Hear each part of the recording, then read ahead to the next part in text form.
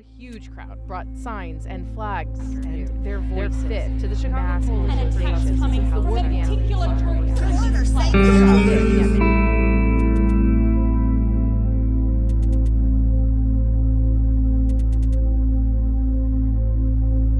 This is the United States of America, and we're watching protesters try to undermine the course of an election, a constitutional process, through force.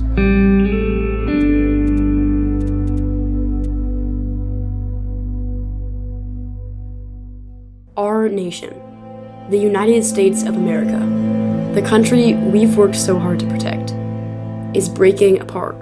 And if we don't fix it in the next 20 years, our society could be impacted forever.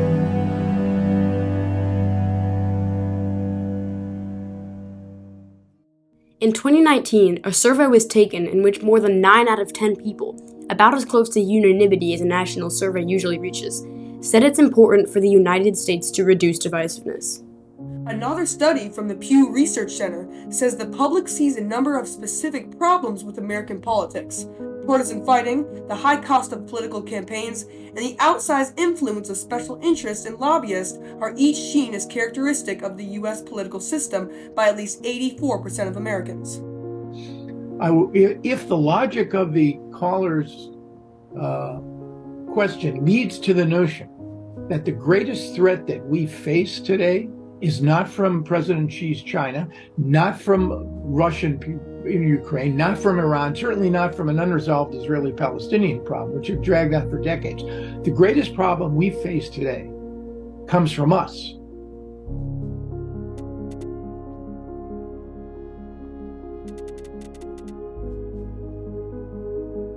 This set of numbers we're about to give you, that was just the first one, tip of the iceberg, is super scary.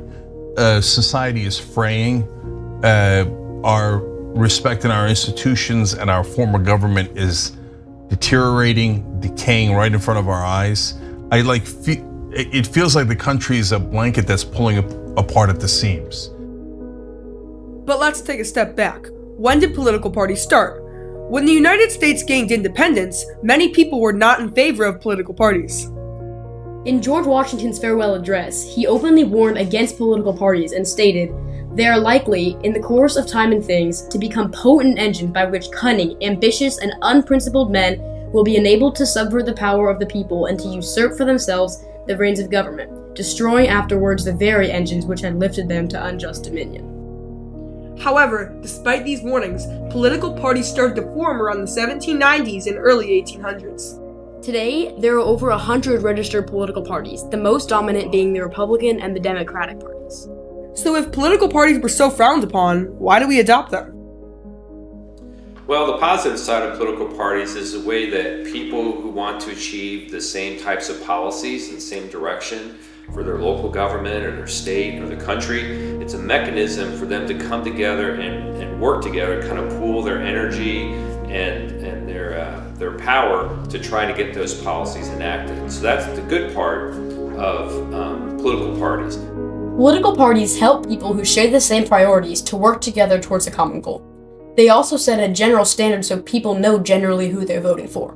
I think the biggest pro is that you've actually got an organizational structure that if you need help getting elected, people can pretty much go into the voting booth and say, generally, Democrats believe in this, Republicans believe in this.